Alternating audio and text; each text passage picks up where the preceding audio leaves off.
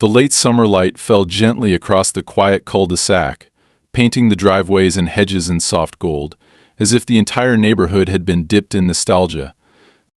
On one end of the street, nestled beneath an old oak and bordered by low stone walls that looked like they had always belonged there, stood a modest but dignified single-story home. The garden out front had a kind of disciplined serenity about it, manicured but not sterile, with clusters of lavender, chamomile, and bluebells that gave the air a faintly herbal scent. There was nothing flashy about the house, nothing showy. It was the sort of place where people lowered their voices without realizing a house where softness lived. Inside, Sarah McKinnon stood at the kitchen sink, drying a ceramic bowl by hand and glancing now and then through the open window. She was 42, lean from stress more than habit, with streaks of silver beginning to show along her temple. Her movements were efficient, quiet, learned from years of nursing and single motherhood.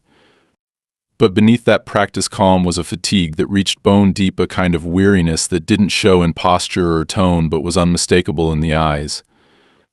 It was the look of someone who had been living on edge for so long. Peace now felt suspicious. Behind her, on the cushioned window bench, lay Emma, her 12-year-old daughter, legs curled beneath a blanket despite the warmth outside. A thin nasal cannula curved gently across her cheeks, feeding oxygen to lungs that worked twice as hard for half the output. Her condition, rare, degenerative, and relentless, had become a kind of shadow that followed them everywhere, tightening its grip with every passing month. But today Emma smiled, wide and genuine, as she listened to a playlist of harp music on her phone, the sound barely audible through the wireless speaker on the kitchen island. There had been one simple wish Emma voiced during a low point 3 months ago, after a particularly grueling hospital stay that had left her weaker and, in Sarah's secret estimation, dimmer. She hadn't cried when she needed a feeding tube temporarily. She hadn't flinched at the talk of palliative measures. But when she looked at Sarah and said, "I'd like to hear harp music in the garden," her voice almost broke. Sarah didn't ask why a harp or why the garden. She just nodded and promised she'd find a way.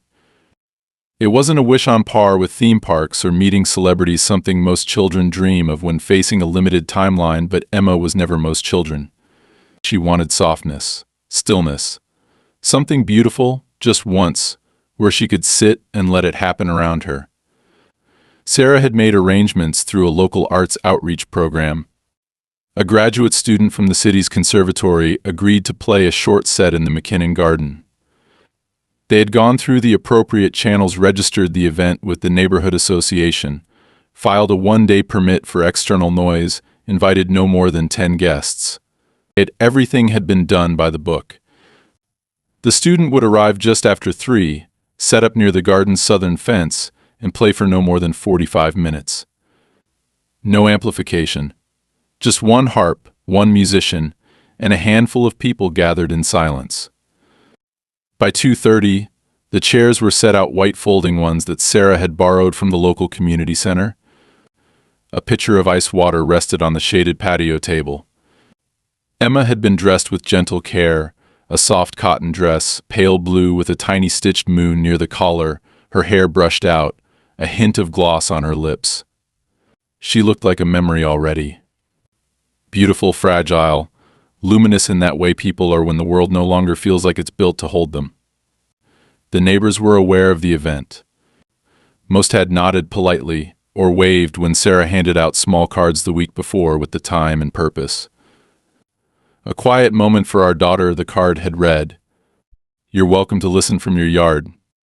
There was no request for help, no plea for support, just an open window of invitation for anyone willing to offer a silent kind of solidarity. And yet, as Sarah moved to adjust the umbrella near Emma's chair, she felt the unmistakable sensation of being watched. Not from malice yet, but from the kind of scrutiny that makes your spine stiffen without cause. Across the street, half shielded by a hedge, stood Karen Huntley. Her arms were crossed, sunglasses perched on her head, her expression unreadable. She didn't smile. She didn't wave. She just looked. Karen was the kind of neighbor whose presence didn't feel like presence at all, but occupation. Always polite, always controlled. Her house was immaculate. Her bins never out past regulation hours. Her grass trimmed in a way that felt almost obsessive. She had no position on the neighborhood board, not officially, but people consulted her as if she did. If there was a local rule to follow, she knew it. If there wasn't one, she might invent it. Sarah gave a small nod across the street. Karen didn't return it. She just tilted her head and stepped back inside, the door closing behind her with a soft, deliberate finality. Sarah told herself it was nothing, probably just curiosity, but her hands shook slightly as she checked Emma's oxygen tank. Not fear, not yet, but a premonition. A small chill, despite the warmth of the sun. At 3:05, the harpist arrived, a young woman named Alina, soft-spoken and kind. She had brought her own rug to protect the harp's base and offered to carry it herself. Sarah helped anyway, even as Emma insisted on sitting nearby during setup. The first notes floated into the air by 3:20. They were impossibly gentle, like sunlight through lace. Emma closed her eyes. Her hands rested on her lap, motionless, as if afraid that moving would break the moment. For 20 minutes, the neighborhood held its breath. Cars slowed as they passed the house. A few neighbors stepped out onto porches, some with cups of coffee, some with nothing but their thoughts. It was the kind of moment so rare, so strange in its simplicity, that no one quite knew how to respond. Sarah sat near Emma, one hand lightly resting on her daughter's chair. She didn't cry. She didn't need to. Everything was still. Everything was right. And then the sirens came. The sound was jarring, a single chirp followed by a warble that didn't belong. The notes of the harp stuttered and broke. Heads turned. Two black and white city vehicles rolled to a slow stop in front of the house. A third, unmarked SUV pulled in behind them. Doors opened. Officers stepped out, not aggressive, not rushed, but clearly unsure of what exactly they were responding to. One carried a clipboard. Another looked around, then at Sarah. "Ma'am," the clipboard holder said, his tone flat but not unfriendly. "We've had a report of an unpermitted event involving a minor. We need to ask a few questions." Sarah stood, the weight of the afternoon crashing into her like a dropped curtain. Emma looked at her, confusion dawning on her face, the edges of peace curling in retreat. Karen stood at the end of her driveway, arms crossed again, and this time she was smiling. Sarah didn't raise her voice. She didn't demand an explanation. Her instinct, the one honed from years of working double shifts in trauma wards and neonatal units, was not to escalate. That instinct didn't fade when she left the hospital behind to care full-time for Emma. It sharpened. She took a breath, nodded to the officer, and gestured for him to follow her to the patio. Emma sat motionless in her chair, her fingers curled over the blanket draped across her knees. The harpist had stopped playing, frozen mid-movement, unsure whether to pack up or stay where she was. The moment shattered like porcelain dropped on stone, quiet but irreparable. The officer introduced himself as Officer Lang. His partner, younger, stood several feet away, surveying the scene with polite detachment. Lang explained that a call had come in anonymous at first, then followed by a formal complaint from a resident of the neighborhood. The report claimed that a public event was being held involving a minor who may or may not be a real patient, that there was potential abuse of medical imagery to provoke emotional responses from neighbors, and that the event had not been properly authorized. Sarah blinked once, then asked calmly, "Did they actually say may not be a real patient?" Lang checked his notes. The words were visibly healthy, possible theatrical staging. She exhaled slowly, pressing her palm flat against the table to ground herself. She wanted to scream. Not because she was surprised, but because the absurdity was so clinical, so packaged in procedural language that it stripped the cruelty from its own context. But she didn't scream.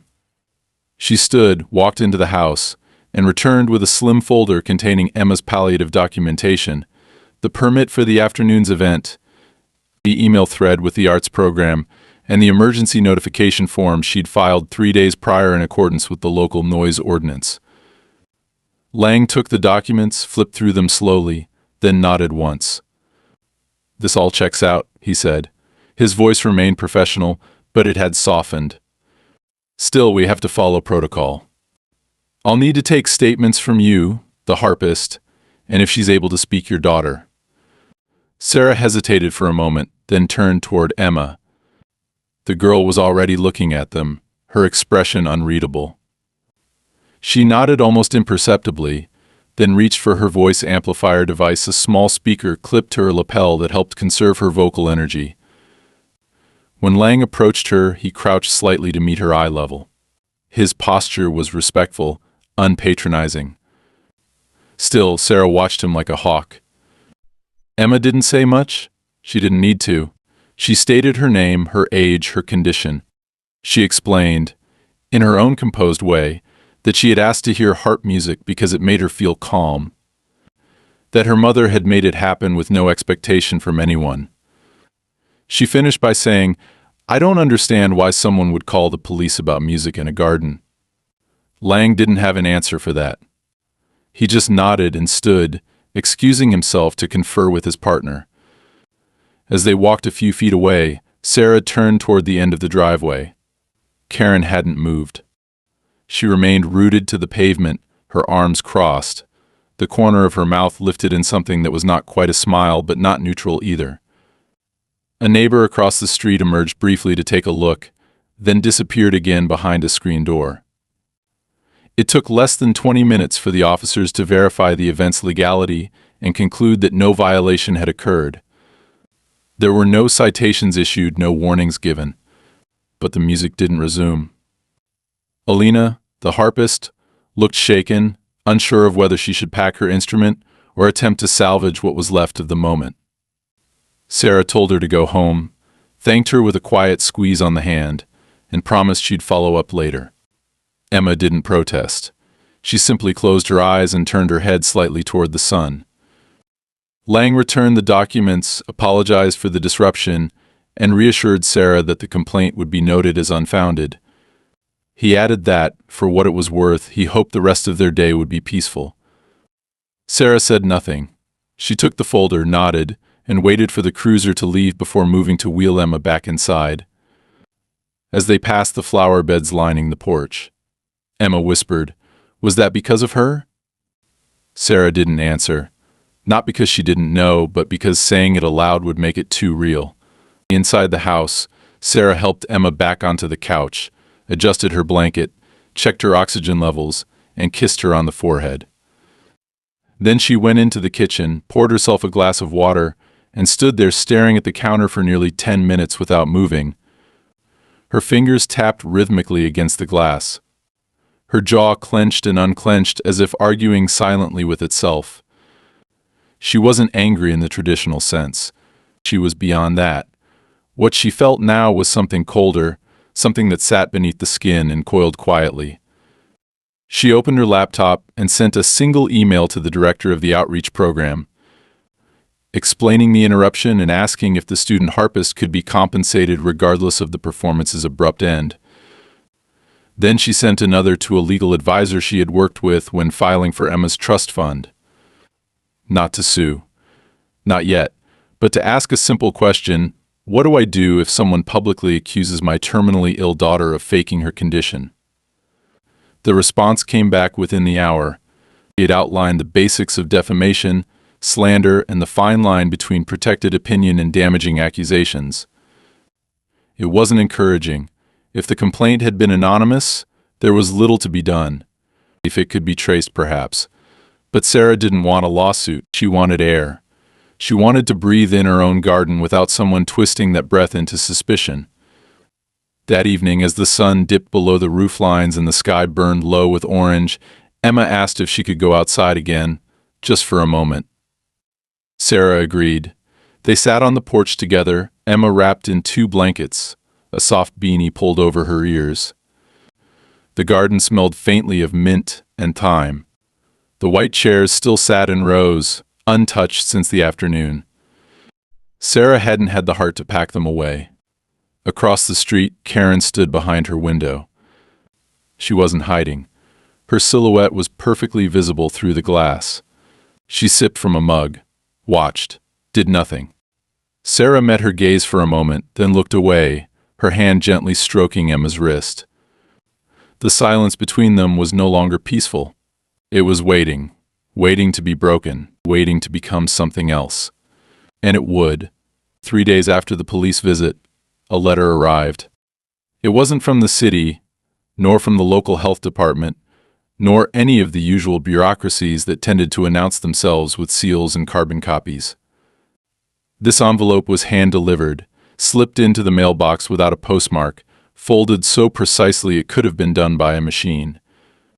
Sarah recognized the emblem embossed on the top left corner before she even opened it, the neighborhood council's advisory circle, a decorative nod to order and property unity, mostly symbolic.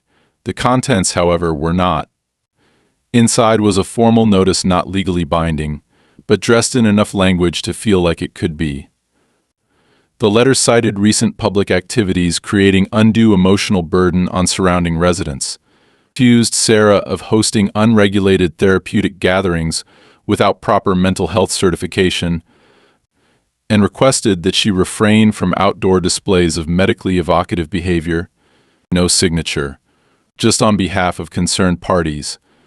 Sarah read it once, then again. Each word was absurd on its own, but together they formed something more insidious, a constructed reality where her daughter's illness wasn't a tragedy, but a disruption, where a harp wasn't music, but manipulation, where a dying child sitting quietly in her own garden could be rebranded as emotional trespass. The language was careful, sterile, deliberately drained of any direct accusation, just enough implication to suggest impropriety without the risk of accountability. She showed the letter to Emma that evening. She didn't want to, but Emma had asked. She had seen the envelope, seen Sarah's expression when she opened it. Emma read it slowly, her eyes narrowing slightly, but her face otherwise composed. Then she looked up and said, "They think I'm a problem." Sarah wanted to say no, that the letter was wrong, that people were just scared or confused or cruel in abstract ways. But Emma wasn't asking for comfort. She was stating fact, and what she needed wasn't contradiction, it was clarity. So Sarah sat down beside her and said, "They're not used to seeing things they can't fix or ignore. That doesn't make you a problem. That makes them cowards." The next day, Sarah filed a formal rebuttal with the council, accompanied by letters from Emma's physicians, her hospice coordinator, and the city permit office. She didn't scream. She didn't threaten. She responded with a stack of paperwork so immaculately organized that the council secretary audibly sighed when she dropped it off. Bureaucracy speaks only one language, and Sarah was fluent. She thought maybe that would end it, or at least slow it down. Instead, it changed form. That weekend, their mail was misdelivered 3 days in a row. Packages arrived crushed or half open. The garbage bin, which Sarah always placed at the curb by 6 in the morning, was mysteriously found knocked over by noon, its contents half scattered. The flowers lining the garden walkway began to wilt, not from neglect. Sarah was meticulous, but from something unseen. She dug into the soil and found it unusually dry, almost as if something had been poured there. Still, she said nothing publicly. She took notes, photos, timestamps. She installed a second camera, low to the ground and angled toward the path that ran between her house and Karen's. Not to catch anyone. Not yet. Just to be ready. And then came the sidewalk chalk. It started as a few vague shaped circles, lines, abstract figures scrawled along the sidewalk that separated their yards. Then came the words actress, prop girl, sadness theater, always faint, as if erased and redrawn, always anonymous. Children didn't write those. Children didn't use phrases like that. Sarah photographed each one before the next rain washed it away. She might have ignored it longer, endured it as one more manifestation of the same cowardice that had driven Karen to smile from the shadows, but then she heard Emma cry out. It was a Thursday afternoon, and Sarah had stepped inside for just a moment to answer a phone call from the pharmacy. The door was open. Emma was on the back deck, reclined in her sun chair, a light throw blanket over her legs. When Sarah heard the sound sharp, sudden, she dropped the phone and ran outside. Emma wasn't hurt, not physically, but her face was pale, her breath fast and shallow. She pointed toward the side fence, where Sarah caught just a glimpse of movement, someone walking away briskly, too tall to be a child, too poised. She rushed to Emma's side, crouched, took her hand. What happened? Emma struggled for breath, the oxygen tube not quite keeping up with her panic.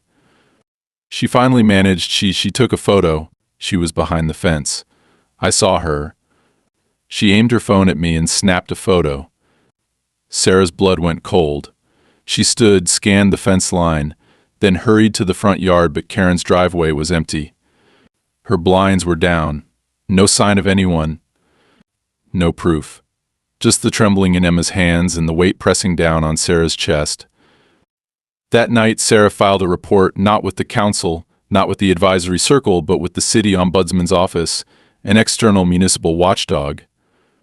She included everything: the letter, the mail, the trash, the chalk, the incident with the phone. She didn't name Karen directly. She didn't have to. The narrative was implicit, the timing unmistakable. The next morning, a manila envelope was left on her porch. Inside was a single photo, Emma, on the deck, wrapped in her blanket, eyes closed. Peaceful, delicate. A child resting. On the back, scrawled in ink that bit into the paper from pressure alone, were 5 words. If it's real, prove it. Sarah didn't cry. She stared at the photo for a long time, then placed it into a file folder labeled Incidents. That night, she met with her legal advisor in person. It was no longer about defending her daughter. It was about defending reality. Because once someone starts questioning the truth of your pain, the burden of proof becomes unbearable, and Sarah had no intention of shouldering it alone any longer. 2 days after the photo appeared, Sarah received a voicemail from an unfamiliar number. The voice was female, calm, and too measured. It introduced itself as Dr. Yvonne Carell, a clinical liaison affiliated with the County Behavioral Review Office. She claimed to be conducting a routine wellness inquiry stemming from recent filings, and requested a meeting at Sarah's home to clarify current care practices and support systems.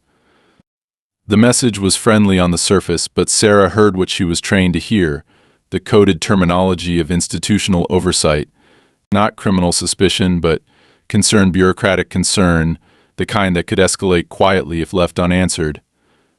Sarah called her legal advisor before responding. He confirmed what she already feared. This wasn't law enforcement, and it wasn't a health inspection. It was a discretionary visit, prompted most likely by a citizen concern submitted through a formal channel.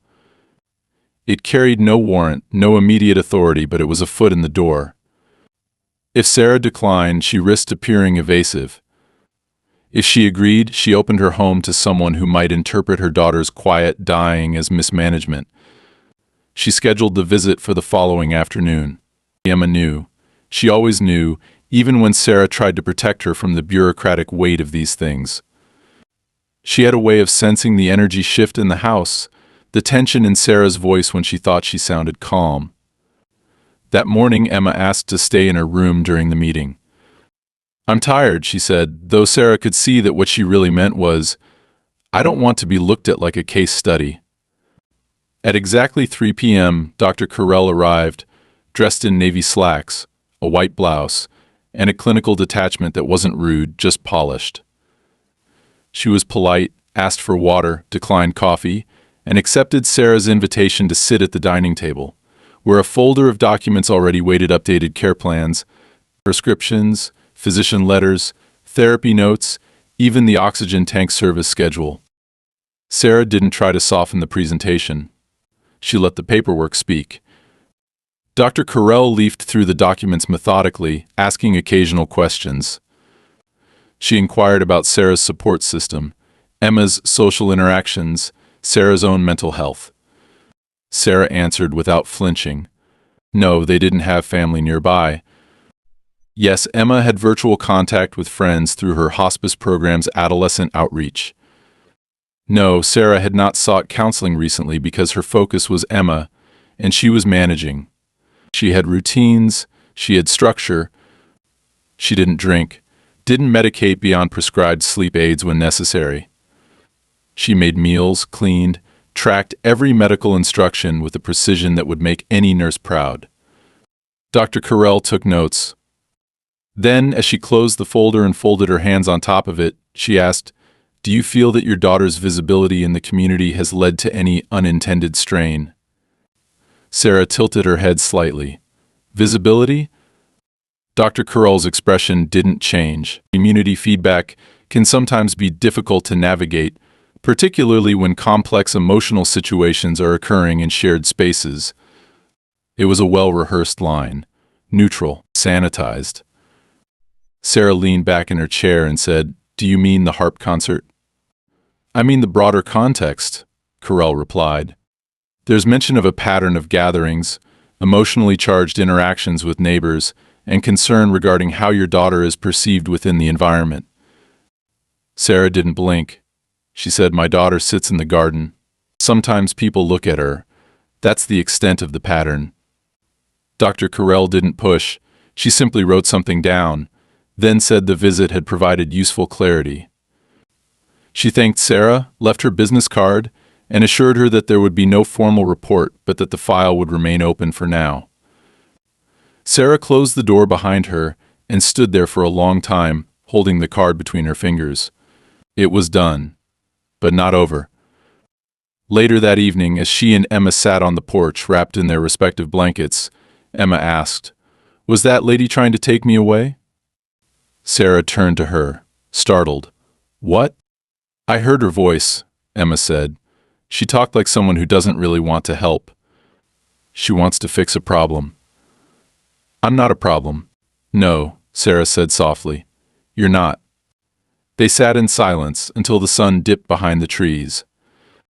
The next morning, something new appeared in the mailbox, a flyer for a community meeting.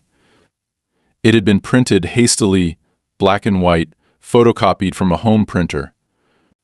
The headline read, "Neighborhood Mental Health and Emotional Safety Discussion." No logos, no signatures, just a time and a location: Karen Huntley's front lawn, Sunday afternoon. Sarah folded it in half and placed it on the counter. She wasn't going. She didn't need to. But the war had moved to a new front, one that didn't involve law or letters or permits. This was about perception now, about shaping the story before Sarah could tell it herself. The quiet attacks had become organized, clothed in the language of wellness, empathy, emotional regulation. But Sarah had worked in medicine long enough to know when concern was just another mask for control.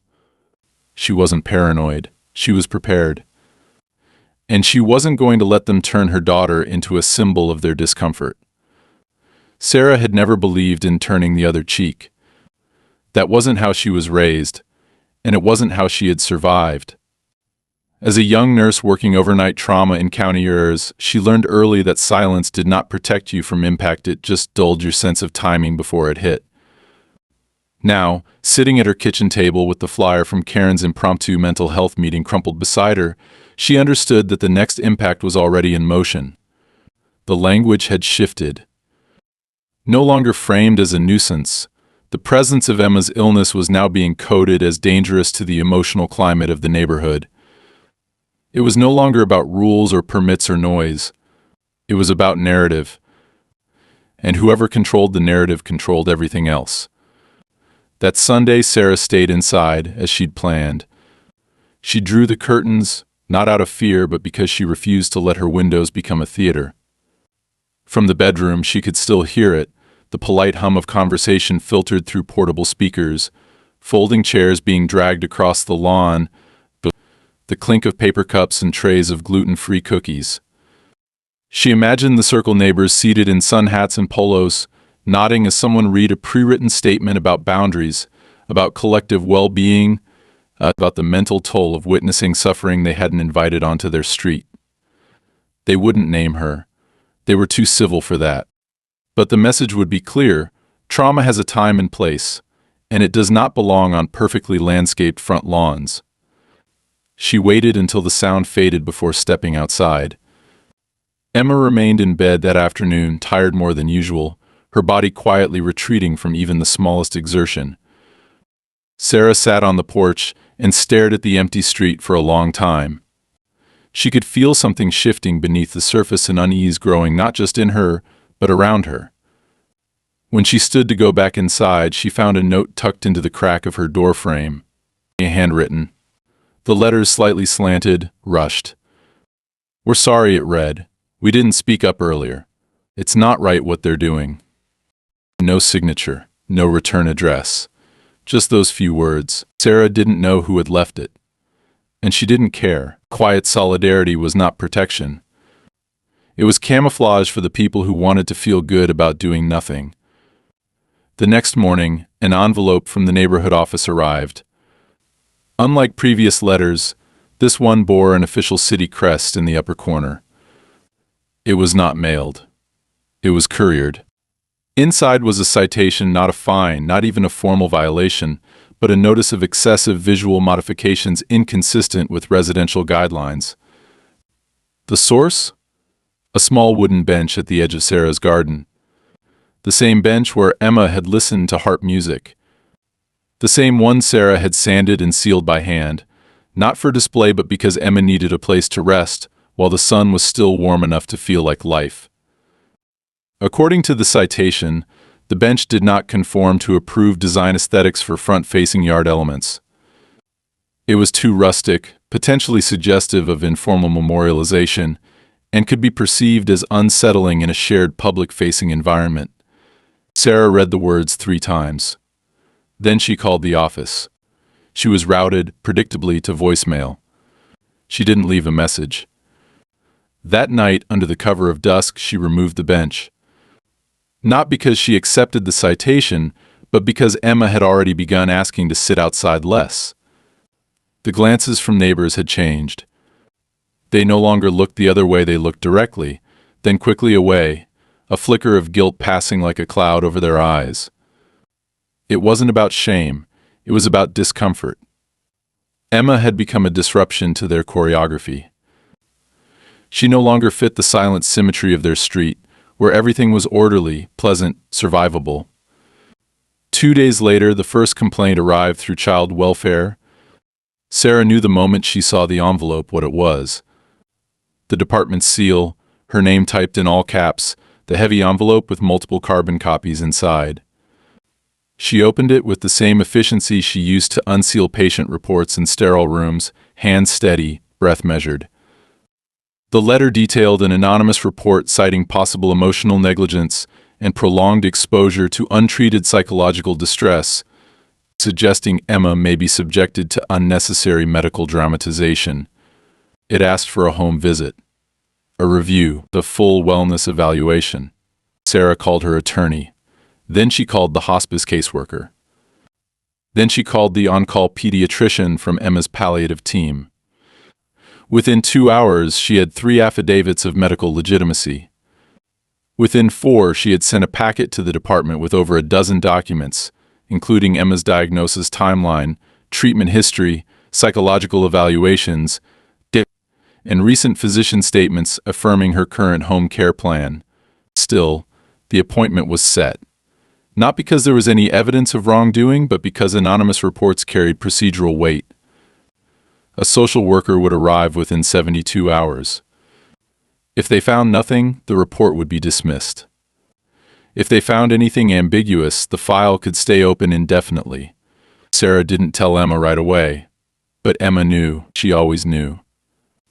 That night, as Sarah tucked her in, Emma whispered, "They're going to come here and try to decide if I'm real enough." Sarah sat beside her and took her hand. "They're coming because someone told a lie," she said, "and because the people who are supposed to know better don't know how to say the truth out loud." The social worker arrived the next afternoon, accompanied by a quiet assistant who mostly observed. They were professional, not invasive. The visit was short, clinical, polite. Emma answered their questions. She was articulate, tired, cooperative. The social worker nodded a lot, smiled in that distant way people smile when they're writing things down they don't fully understand. When they left, they thanked Sarah for her time. They said she'd be notified within 5 business days.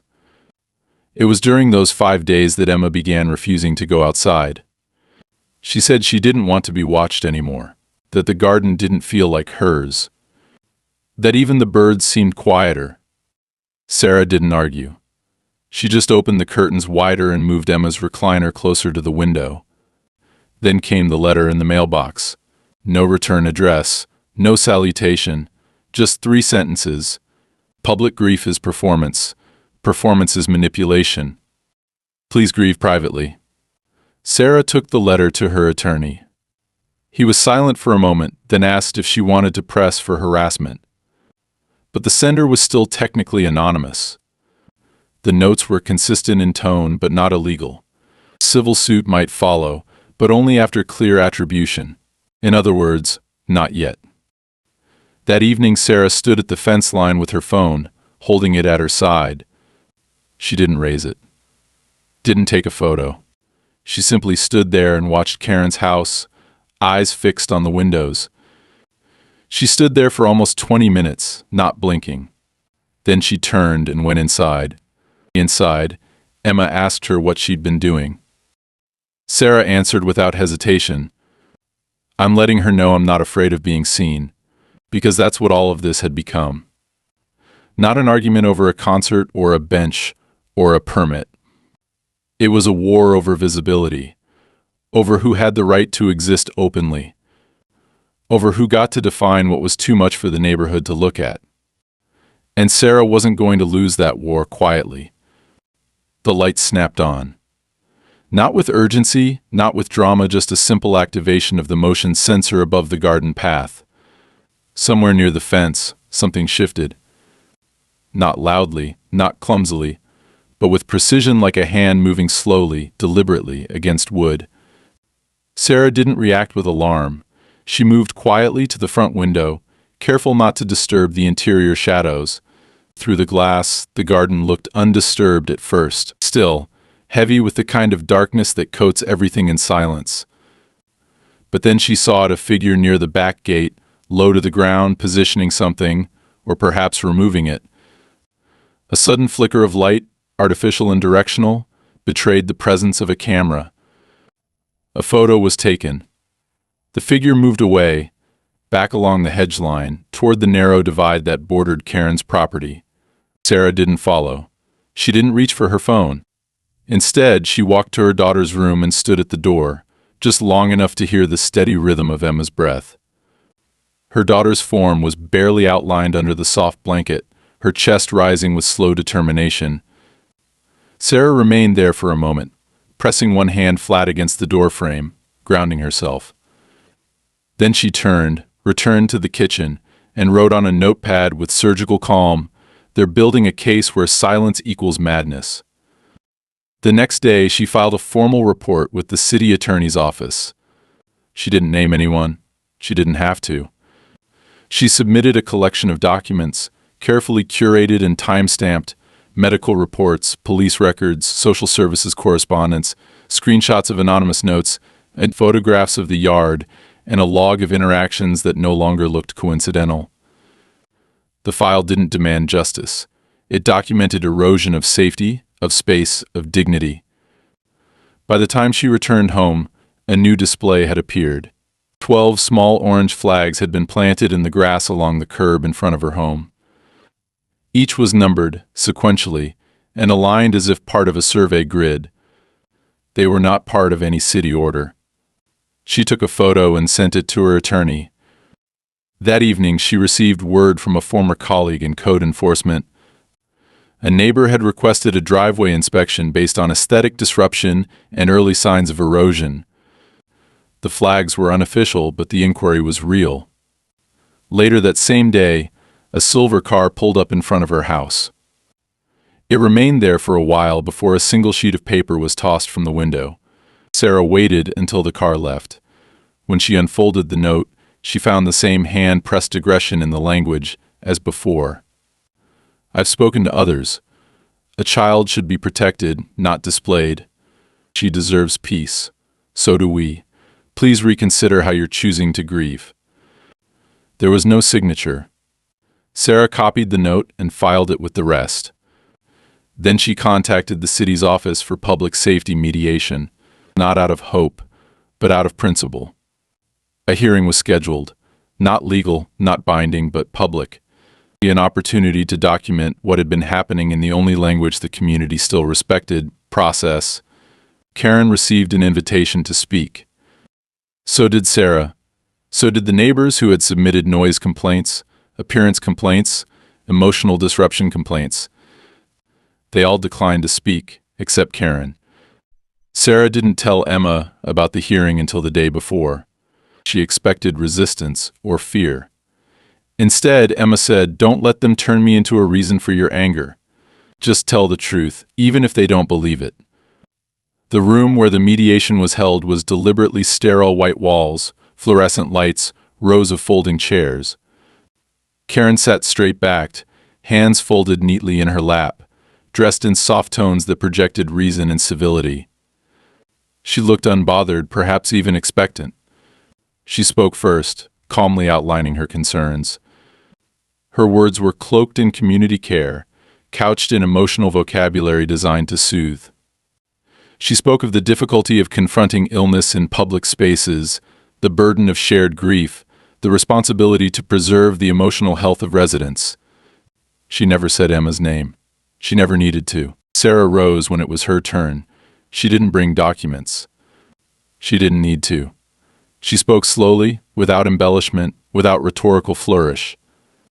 She described a bench, a garden, a girl who asked for harp music and was met with accusation.